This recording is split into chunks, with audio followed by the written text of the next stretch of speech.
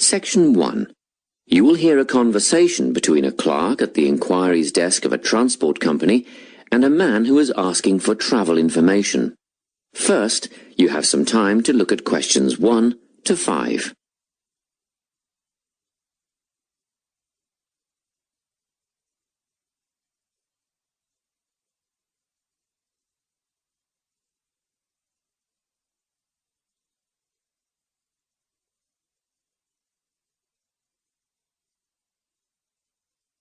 You will see that there is an example that has been done for you. On this occasion only, the conversation relating to this will be played first. Good morning, Travel Link. How can I help you? Good morning. I live in Bayswater and I'd like to get to Harbour City tomorrow before 11 a.m. Well, to get to Bayswater... No, I live in Bayswater. My destination is Harbour City. Oh, sorry, right. So that's Bayswater to Harbour City. Are you planning to travel by bus or train? The man wants to go to Harbour City, so Harbour City has been written in the space. Now we shall begin. You should answer the questions as you listen, because you will not hear the recording a second time. Listen carefully and answer questions 1 to 5. Good morning, Travel Link. How can I help you? Good morning. I live in Bayswater and I'd like to get to Harbour City tomorrow before 11 a.m. Well, to get to Bayswater... No, I live in Bayswater. My destination is Harbour City. Oh, sorry. Right, so that's Bayswater to Harbour City. Are you planning to travel by bus or train? I don't mind, really. Whichever option is faster, I suppose. Well, if you catch a railway express, that'll get you there in under an hour. Let's see. Yes, if you can make the 9:30 a.m. express, I'd recommend you do that. Great. Which station does that leave from? Helendale is the nearest train station to you. Did you say Helensvale? No, Helendale. That's Helendale. What's the best way to get to the Helendale station, then? Well, hang on a minute while I look into that. Now, it seems to me that you have two options. Option 1 would be to take the 7:06 bus from the Bayswater Shopping Centre to Central Street.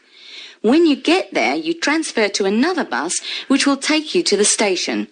Or the second option, if you don't mind walking a couple of kilometres, is to go directly to Central Street and get straight on the bus going to the train station. OK, which bus is that? The 792 will take you to the station. I guess the walk will be good for me, so that might be the better option. What time do I catch the 792? There are two buses that should get you to the station on time, one just before 9 o'clock and one just after. But look, at that time of the morning, it might be better to take the earlier one, just in case there's a traffic jam or something. The 8:55 is probably safer than the 9:05. Yeah, I don't want to miss the train, so I'll be sure to get on the 5 to 9 bus. Before you hear the rest of the conversation, you have some time to look at questions 6 to 10.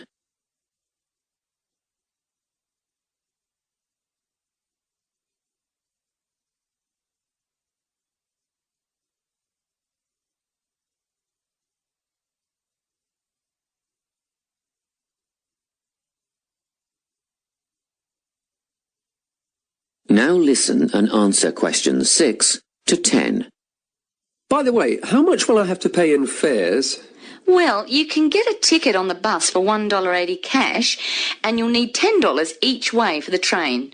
Wait, do you have a Travel Link card? No, but I can get one before tomorrow. OK, well, that'll make it considerably cheaper then.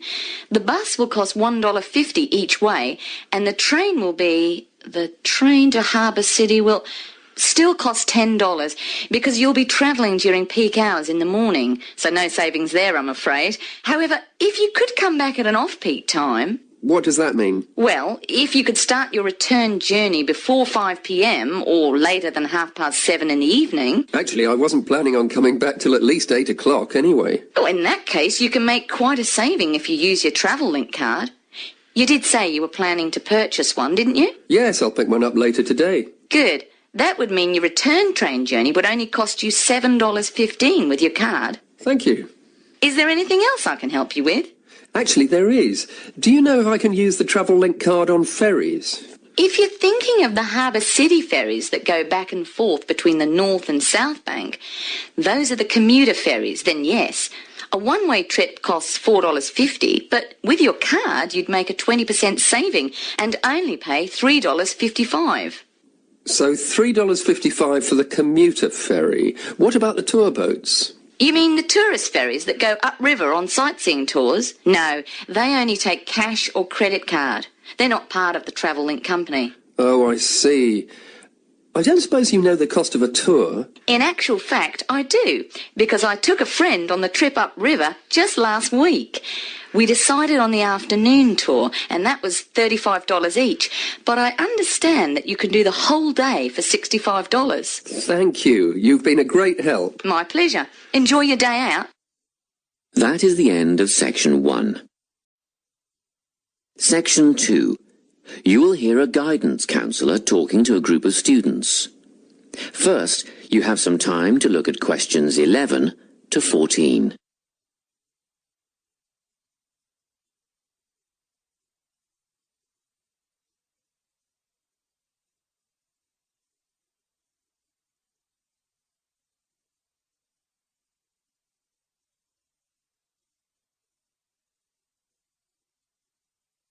Listen carefully and answer questions 11 to 14. Hello everyone. I'm the Counselling Administrator here at St Ives College, and I've been asked to come and talk to you about our counselling team and the services that we offer. We have 3 professional counsellors here at St Ives, Louise Bagshaw, Tony Denby and Naomi Flynn. They each hold daily one-on-one sessions with students, but which counsellor you see will depend on a number of factors.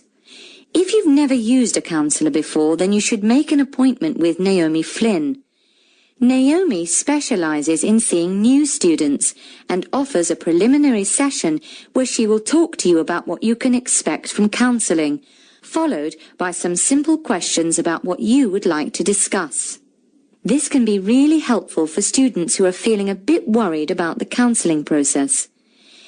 Naomi is also the best option for students who can only see a counsellor outside office hours.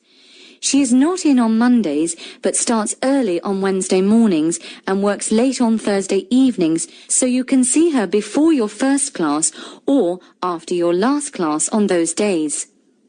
Louise staffs our drop-in centre throughout the day. If you need to see someone without a prior appointment, then she is the one to visit. Please note that if you use this service, then Louise will either see you herself or place you with the next available counsellor. If you want to be sure to see the same counsellor on each visit, then we strongly recommend you make an appointment ahead of time. You can do this at reception during office hours or by using our online booking form. Tony is our newest addition to the counselling team. He is our only male counsellor, and he has an extensive background in stress management and relaxation techniques. We encourage anyone who is trying to deal with anxiety to see him. Tony will introduce you to a full range of techniques to help you cope with this problem, such as body awareness, time management, and positive reinforcement. Before you hear the rest of the talk, you have some time to look at questions 15 to 20.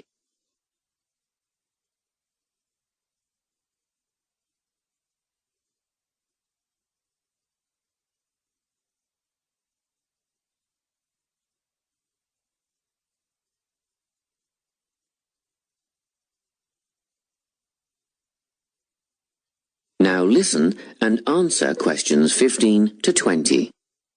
Each semester, the counselling team runs a number of small group workshops. These last for 2 hours and are free to all enrolled students. Our first workshop is called Adjusting. We've found that tertiary education can come as a big shock for some people. After the structured learning environment of school, it is easy to feel lost. In this workshop, we will introduce you to what is necessary for academic success. As you might expect, we're targeting first-year students with this offering. Getting organised follows on from the first workshop. Here, we're going to help you break the habit of putting things off, get the most out of your time, and discover the right balance between academic and recreational activities. With Getting Organised, we're catering to a broader crowd, which includes all undergraduates and postgraduates. Next up is a workshop called Communicating.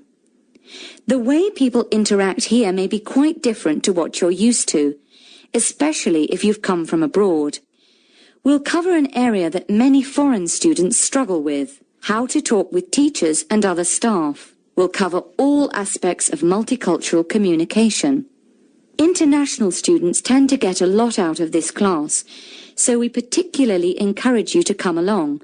But I must say that sometimes students from a local background find it helpful too, so everyone is welcome. The anxiety workshop is held later on in the year and deals with something you will all be familiar with, the nerves and anxiety that come when exams are approaching.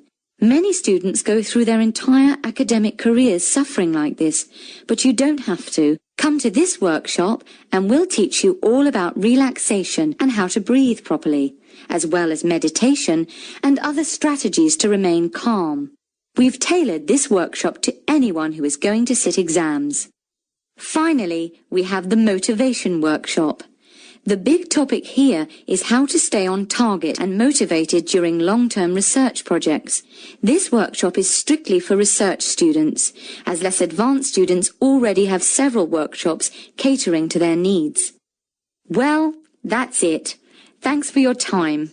If you have any questions or want more information about our services, do come and see us at the counselling service. That is the end of Section 2.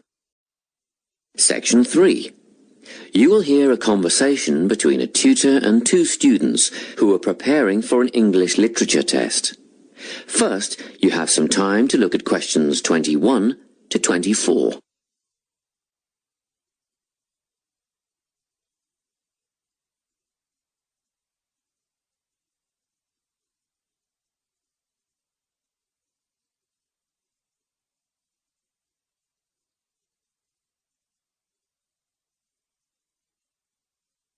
Listen carefully and answer questions 21 to 24. Hello, Lorna, Ian. Glad you could make it. You're the only two who put your names down for this literature tutorial, so let's get started, shall we? I want to run over some aspects of the novel The Secret Garden with you before the test next week. Be sure to take some notes and ask questions if you need to. Hey, Lorna, have you got a spare pen? Sure, here you are. Okay, so the story follows two key characters. You should refer to them as protagonists, who go by the names of Mary Lennox and Colin Craven. The story is set shortly after the turn of the 20th century, and the narrative tracks the development of the protagonists as they learn to overcome their own personal troubles together. That's quite a common storyline, isn't it? Yes, you're right, Lorna. So what can you tell me about the character of Mary? Well, in the beginning, she is an angry, rude child who was orphaned after a cholera outbreak and forced to leave India and move to the United Kingdom to her uncle's house in Yorkshire. That's right. And there she meets Colin, who spends his days in an isolated room, believing himself to be permanently crippled, with no hope of ever gaining the ability to walk. The two strike up a friendship, and gradually learn, by encouraging each other, that they can both become healthy, happy and fulfilled in life. Will we need to remember a lot of these details for the exam? Just the basic outline. Examiners don't want to read a plot summary. They know what the book is about. Focus on narrative techniques instead, such as point of view. What's that mean? It's all about how we see the story. This story, for example, is written from the perspective of what is called an omniscient narrator. Omniscient means all-knowing. So, as readers, we get to see how all the characters feel about things, what they like and don't like, and what their motivations are in the story. Before you hear the rest of the conversation, you have some time to look at questions 25 to 30.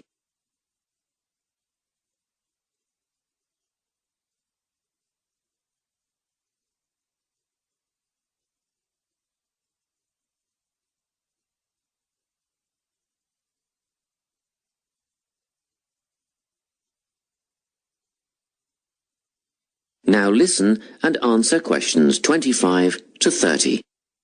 Won't it be hard to write a technical analysis? After all, it's a kid's book. Well, it was initially pitched at adults, you know. But over the years it has become seen as a more youth-orientated work. And you're right in a sense. The simple vocabulary and absence of foreshadowing make the story very easy to follow and ideally suited for children. But that doesn't mean there isn't much to analyse. Look at the symbolism, for instance. Symbols are things, right? Material things like objects that stand for abstract ideas. Absolutely, yes.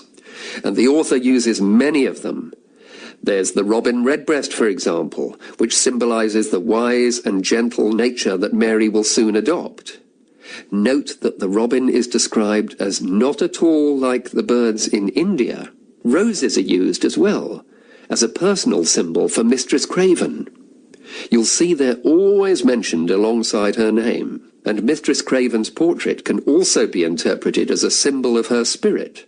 Are symbols just another name for motifs? No, motifs are a bit different. They don't have as direct a connection with something the way that a symbol does. Motifs are simply recurring elements of the story that support the mood.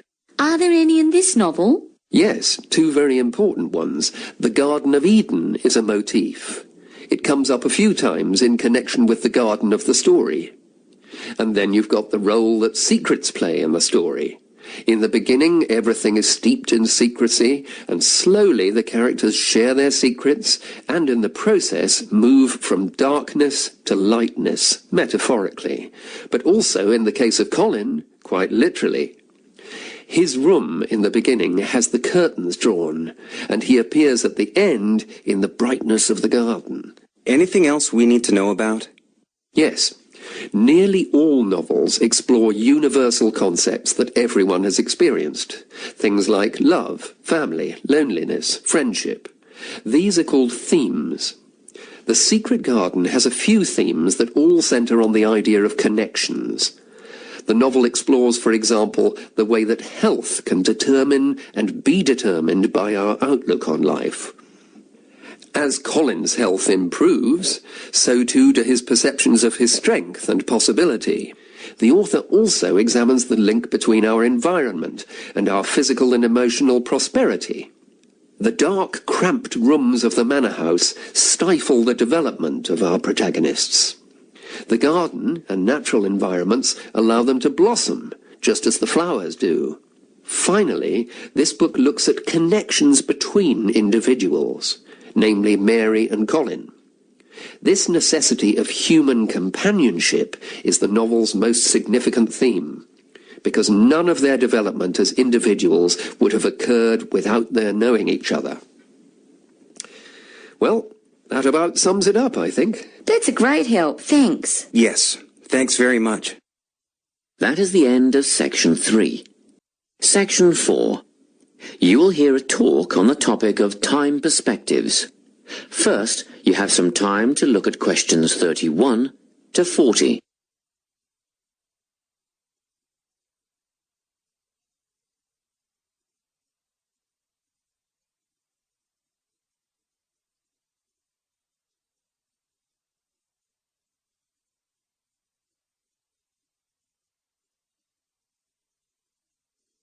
Listen carefully and answer questions 31 to 40. Today, I'm going to be talking about time. Specifically, I'll be looking at how people think about time and how these time perspectives structure our lives. According to social psychologists, there are 6 ways of thinking about time, which are called personal time zones. The first 2 are based in the past. Past positive thinkers spend most of their time in a state of nostalgia, fondly remembering moments such as birthdays, marriages, and important achievements in their life. These are the kinds of people who keep family records, books, and photo albums. People living in the past negative time zone are also absorbed by earlier times, but they focus on all the bad things, regrets, failures, poor decisions. They spend a lot of time thinking about how life could have been. Then, we have people who live in the present. Present hedonists are driven by pleasure and immediate sensation. Their life motto is to have a good time and avoid pain.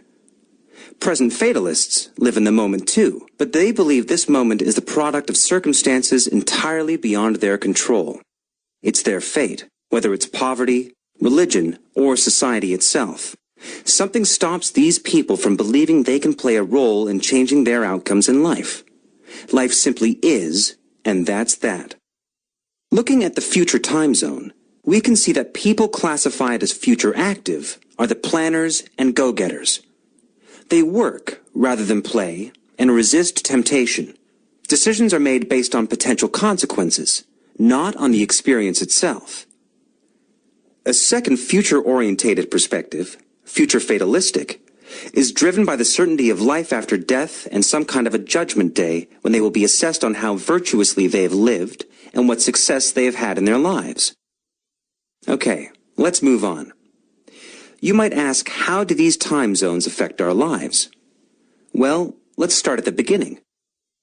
Everyone is brought into this world as a present hedonist. No exceptions. Our initial needs and demands, to be warm, secure, fed, and watered, all stem from the present moment.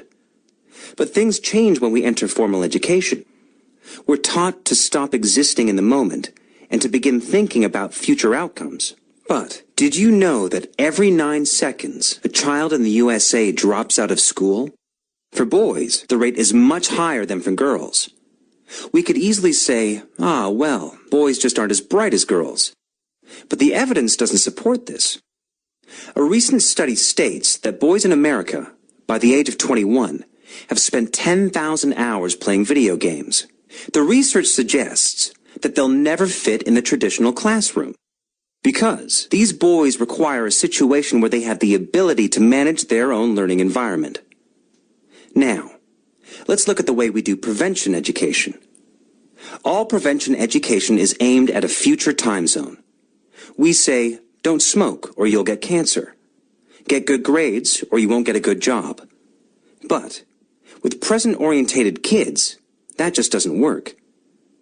Although they understand the potentially negative consequences of their actions, they persist with the behavior because they're not living for the future. They're in the moment right now. We can't use logic, and it's no use reminding them of potential fallout from their decisions or previous errors of judgment. We've got to get in their minds just as they're about to make a choice. Time perspectives make a big difference in how we value and use our time. When Americans are asked how busy they are, the vast majority report being busier than ever before. They admit to sacrificing their relationships, personal time, and a good night's sleep for their success. 20 years ago, 60% of Americans had sit-down dinners with their families, and now only 20% do. But when they're asked what they would do with an 8-day week, they say, that'd be great. They would spend that time laboring away to achieve more.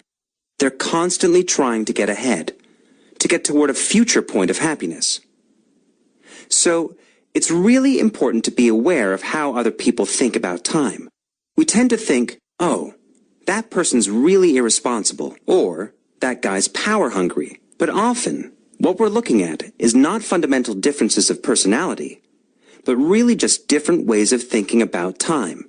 Seeing these conflicts as differences in time perspective, rather than distinctions of character, can facilitate more effective cooperation between people and get the most out of each person's individual strengths. That is the end of section 4. You now have half a minute to check your answers.